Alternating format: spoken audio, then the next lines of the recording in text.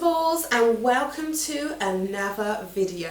Now I like that, Investables. That's what I'm saying, like you're investable, like you can invest, or you're investable. I like that. So you know what? I'm gonna call you guys my Investables because I think we're gonna have a little community thing going on, and if you guys are gonna be Investables, you're gonna need to know how to be investing and get your information right.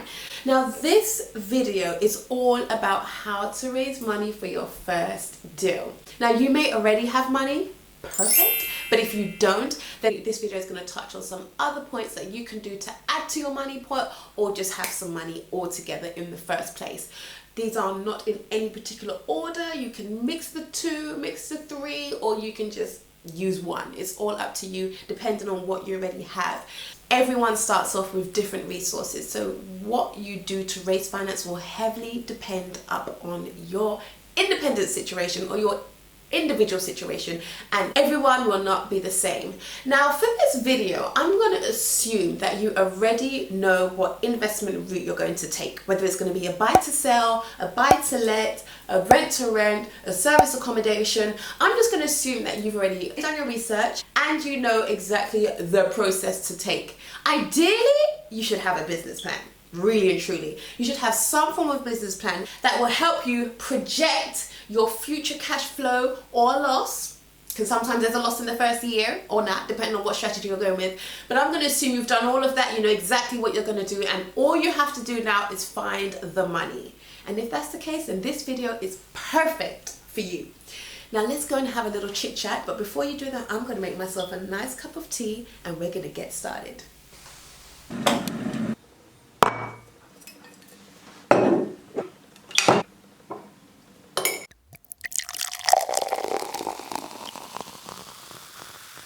I've got my tea, now let's go talk about that money.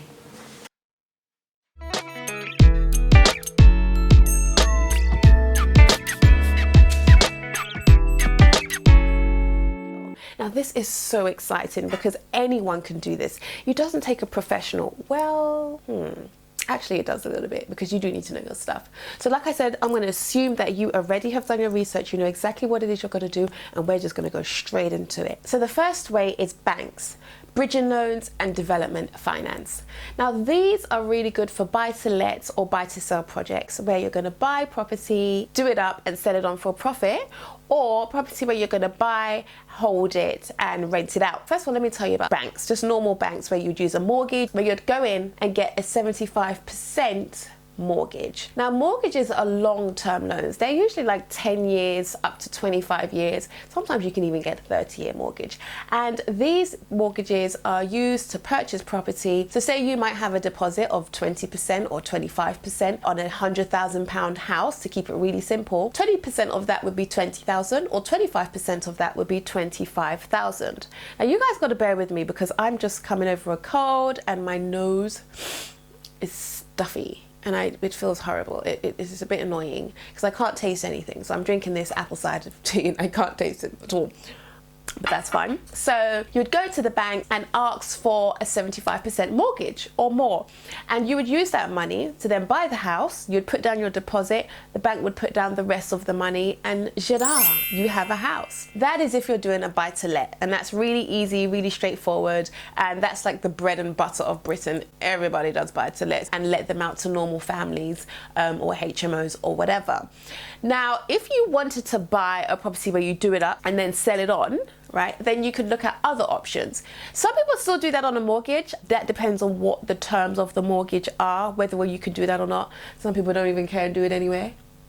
But either way, you're not really supposed to be buying houses to do them up and sell them on a normal standard buy-to-let mortgage, because that's not what they're for. They're for 10 to 25 years or a little bit more, so they can get their 3%, 4%, 5% interest, which is a lot, mind you, because let me tell you right now, let me give y'all some education quickly, right? So I'm going to tell you, I got my phone right now. On a house that's £100,000, right? And oh my God, my screen's so dirty. Do you have that sometimes when your screen's just dirty? £100,000, you're paying 3% a year. That is £3,000 a year. Now, times that by 30, right? I'm sorry, maybe not 30, maybe 25, because a normal mortgage is about 25. If you times that by 25, you're spending a whole £75,000 more on a house than you needed to. So let me put it basic for you. If you got a mortgage for £100,000 and you're paying 3% a year, which is a 3% interest,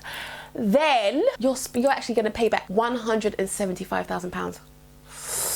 I might have to sip some tea for that one, honey. That's a lot. That's a lot. So the aim is not really to use mortgages. No. Use mortgages, but just keep in mind that's how much interest you're going to be spending over the 25 years. So the aim is to pay it down as quickly as possible. Pay down your mortgage as quickly as possible so you can have a lot more cash coming in. You don't have to pay that monthly payment and everybody's happy. If the market changes, you can sell your property and all the cash comes to you. Of course, you're going to have to pay some capital gains tax on that, but at least you get all the money, right? So that's that. So mortgages, really easy, really straightforward, and it's just an easy way to buy a property. Another way is for buy to sell. If you're going to do the buy to sell strategy, is to use short-term lending, bridging finance, and those usually range for anything from 3 months up to 18 months, and you can get any amount on that, usually no less than £30,000. I know they usually go up to around 2 million, and that's a lot of money, honey. That's a lot of money you can secure on a bridging finance. So bridging finance is a short-term loan, nowhere near as long as the mortgage, and this is for you to buy the house quickly, usually very popular in auctions. So if you're going to an auction house, you've got your deposit, your 10% deposit that you've got to put down, you've got your fees that you've got to put down, usually there'll be some kind of auction fees, and then you would have to find the rest in 30 days. Now, every auction is a bit different. Some say 28 days, some say 14 working days. It all depends on the exact property that you're buying and the terms and the conditions. However, auctions always have those finance people set up in the corner ready to take your details. So if you do buy a house and you don't have the rest of the money, they would lend you the money on a short-term basis, and you can then pay that back once you've sold the house. You'd obviously need to ensure that you have some kind of renovation cost, some kind of refurbishment money.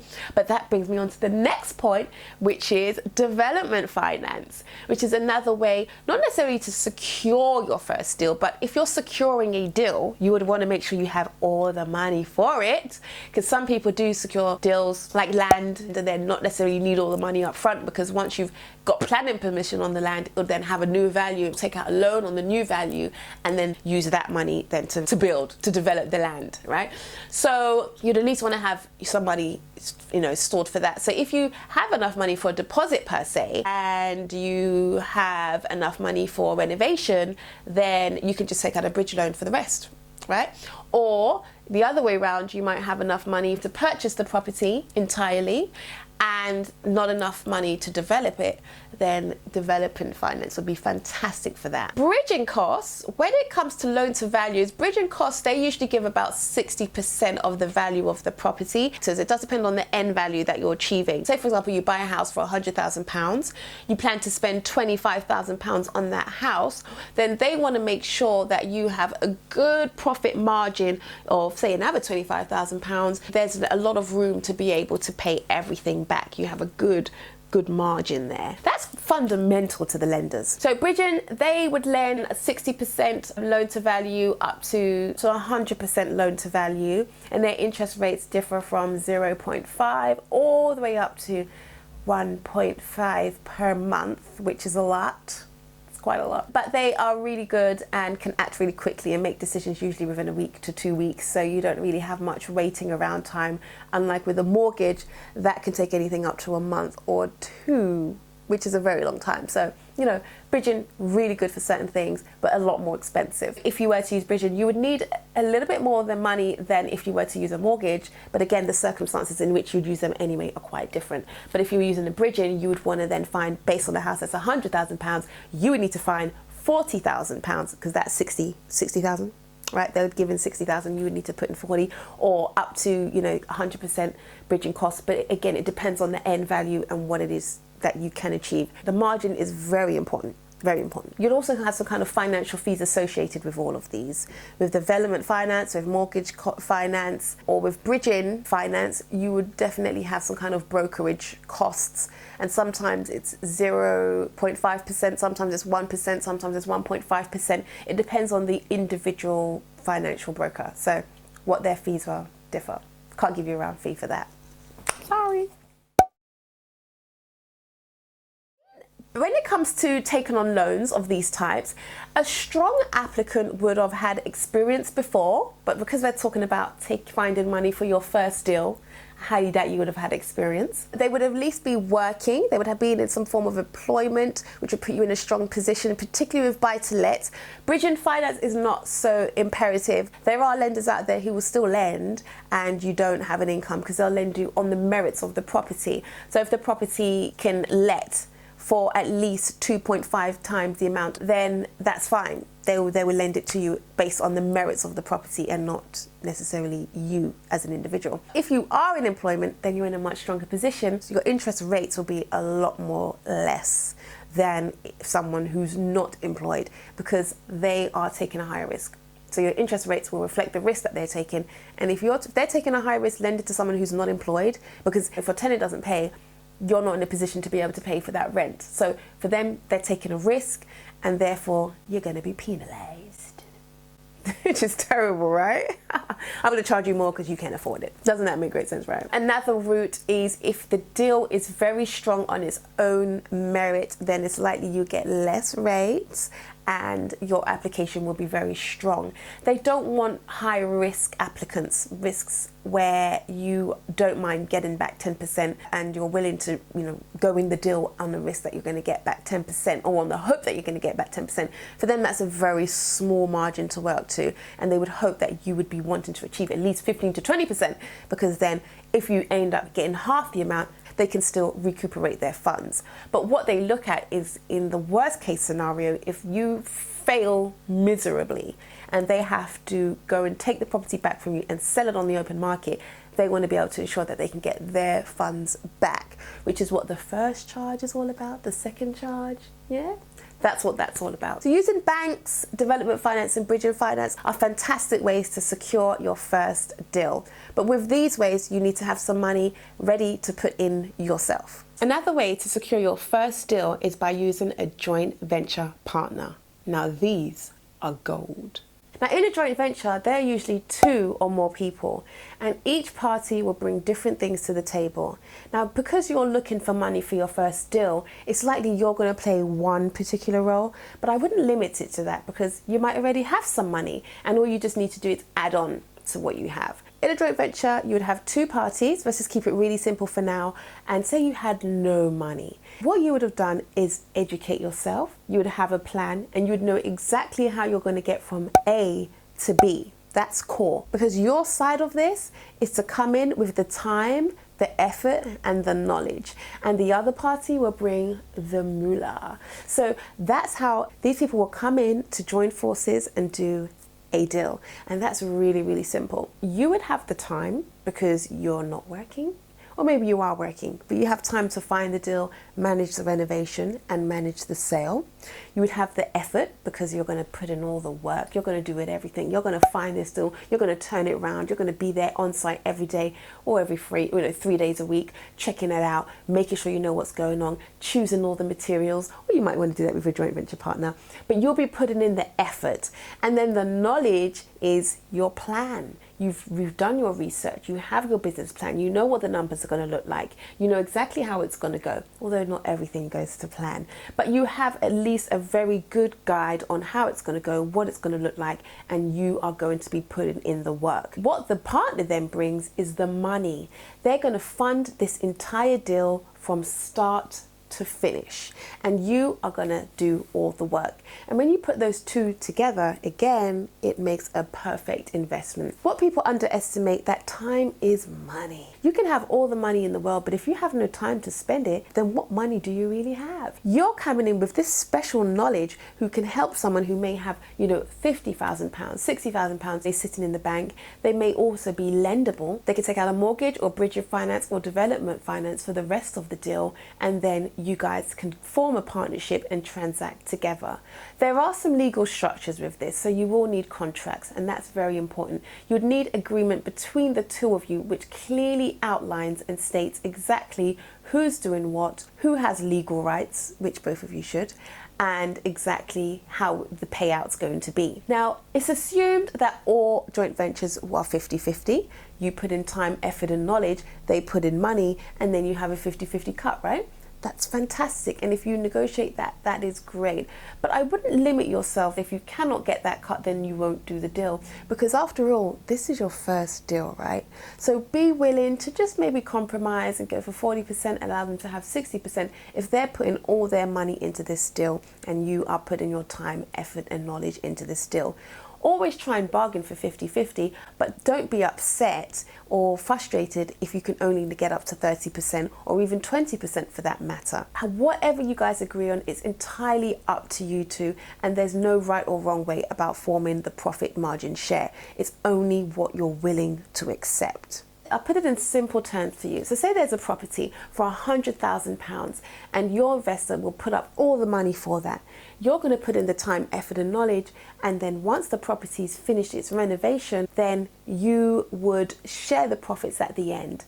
The solicitor who holds all the information would hold on to that contract, and when the house is sold and the money goes to the solicitor, and the solicitor would distribute the profits accordingly. So no one actually even sees the money. How easy is that? The main thing here is finding the right joint venture partner. You don't want to find someone who, as they call it, is a prima donna. They know everything and think everything should go their way, because it makes it very hard to communicate when things are going wrong and you actually need to find a common ground and get on the same page about an issue that you both need to resolve. So if you're looking around for joint ventures, make sure you like them, make sure they're approachable, make sure you guys have a nice commonality about each other, make sure you're both very likable characters, because the last thing you want to do is pick up a headache. It will be not worth it at all. So honestly, make sure you choose your joint venture partner wisely, because you will end up putting in a lot of time to secure this deal, a lot of time to transact on this deal, get it through the purchase, to getting it into your hands, getting those keys in your hands. And once you've got those keys in your hands, then the hard work starts of getting that property renovated in tip-top shape. That doesn't just mean managing builders, well, finding builders, then managing them. But what that also means is finding the right materials, making sure you're choosing lovely colors, making sure it sits in well with the area, so you're going to speak to agents and do all that fun stuff so that the property you're offering at the end is sold quickly. I'm going to put it in numerical terms so you fully understand what I'm saying. For example, you buy a house and all the costs and renovation costs come into £100,000. You're going to have renovation costs, you're going to have solicitors costs, surveyors costs, all these various costs to buy the house, and it all comes in at £100,000, right? Once the property's sold, let's say for example you make £120,000 on the profit. So there you'd have a 20% markup. That's £20,000, which is actually not so bad. It's quite good. At the end of that, if you both have decided that you're going to go 50-50 on the profit, then that investor will get back 110,000 and you would get back 10,000.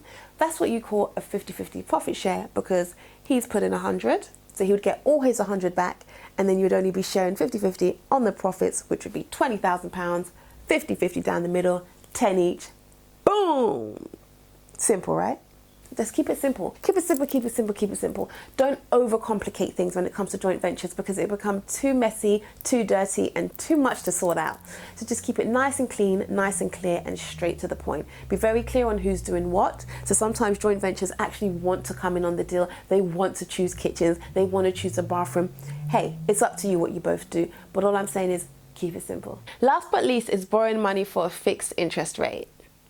So you're going to like this one. Now with borrowing loans, you're going to be borrowing money from friends, family, or anyone from your business network. These people can be found anywhere, and I mean anywhere. You have angel investors in business networks, you have family and friends who may have money sitting in the bank. But keep in mind, the laws are changing regularly, and it's important to stay up to date depending on where you are in the world watching this, because I don't want to say you can borrow money from family and friends and you actually cannot in your state. So double check wherever you are. Taking on a loan from a friend or family means that you'll be paying a fixed interest rate, which would be a lot more better than using the banks, because sometimes banks come with fees, they come with charges, they come with lots of conditions. So this way is a lot more of a relaxed way of borrowing money. So as as you would a bank, you would take on a loan from a family or from a friend or an associate in your business network, and they would lend you the money. Again, let's keep it simple, £100,000, and you guys would agree an interest rate for the year that you would then pay back on a monthly payment, periodically, quarterly, periodically, or annually. It's all up to you guys what you decide. This way is very common in property, and a lot of people do borrow money between each other, but it's a great way to get you on the ladder if you have a fantastic opportunity and need money to secure your first deal right away. Now, the interest rates for private investments usually range between 5% up to 15%.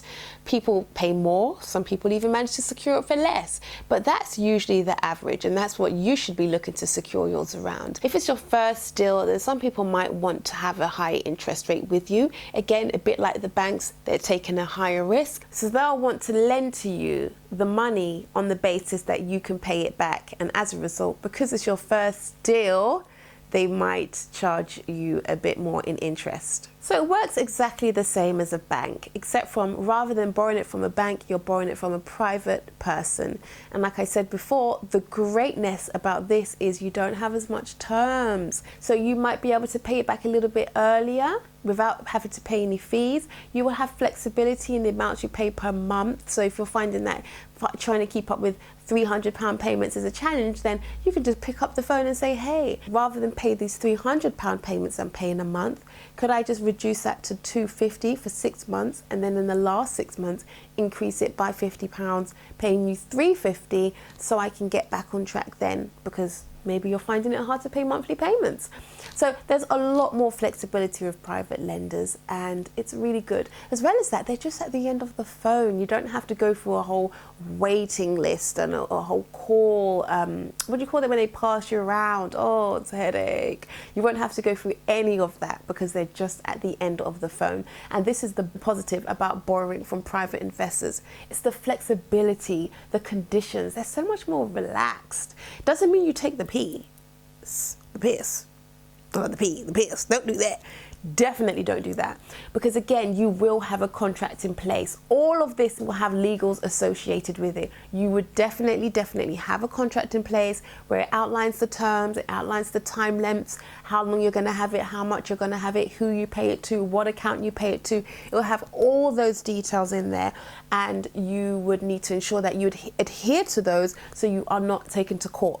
Very important, very important. Now, how you find these investors, it does differ. If you're looking in the professional networks, you can find them online, LinkedIn, you can find them on Facebook, you can go to lots of networking events. You've really got to just shout out loud, this is what I do property, and then you'll come, they'll just fly to you. I'm only joking. They will not fly to you. You have to be professional about how you're going about doing this, so you'd want to have a plan and some form of outline to show them exactly where their money's going and how they're going to get it back and the time lengths associated with it. If you have a property, they might want to put a second charge on your property, but if you don't, because this is your first deal, right? Oh, you might have a residential home. But if you don't and they don't ask for security, then count yourself lucky, and you then don't have to add security. You know, you don't have to put forth any form of commodity, but you will have to adhere to the contract because it is enforceable in the court of law. Because you know what a contract is, right? It's an exchange of services, and from some form of monetary values exchange, honey, then you best believe it's a contract and you will have to adhere to that. Now, I really hope you guys have liked this video because I had to think about this. No, I'm joking. Finding money to do your first deal can be quite nerve-wracking, and it's really nice for someone to be able to just hand it on the platter to you and tell you exactly what you need to do to go and find it. Now, I don't want you to go rushing into this money part. It's really important that you have the plan first, and I'm going to do a video on that. Probably my next video is how to do a plan on your first deal. But the thing is, it's like, what shall I do? Buy to let, buy to sell, or rent to rent? Whatever one you want to see, put that in the comments below and I will then do a video on that. If I don't get any, then I'll make one up myself. and decided on myself. This video, it really is for you to see all the most basic options or the most common options out there to secure finance for your first deal. If you like these videos on the money, let me know. I can do a lot more videos on the money and how to work it out, especially with fixed rate, using other people's money, and all of that can be a bit of a win world, not knowing how it works, not knowing how to do it, not knowing how to make sure it's legal. All that's very important, honey. And there are some serious money laundering regulations that you've got to adhere to. So it's not just about taking all the money in. There is a legal formality that you have to do as well. So property is not no joke, you know. You're not buying no big old house and it's like it's a car. This is a house. So you got to make sure you got your stuff together, honey. If you liked this video, you're going to like the latest renovation project that I've done. You can find that just here. I'm going to put a link to that video in the description box down below. I'm also going to show you 5 most popular strategies in property. I'm going to put that in the description box below. And I'm also going to link to you the 3 top tips to get you started in property right now. And that video is perfect for the brand new person straight off the block looking to get started and needing the help. That's what I'm here to do, help you. Investable, thumbs up, of course, which is the love button. Subscribe, notification bell, just do it all and comment down below. I'll see you at the top.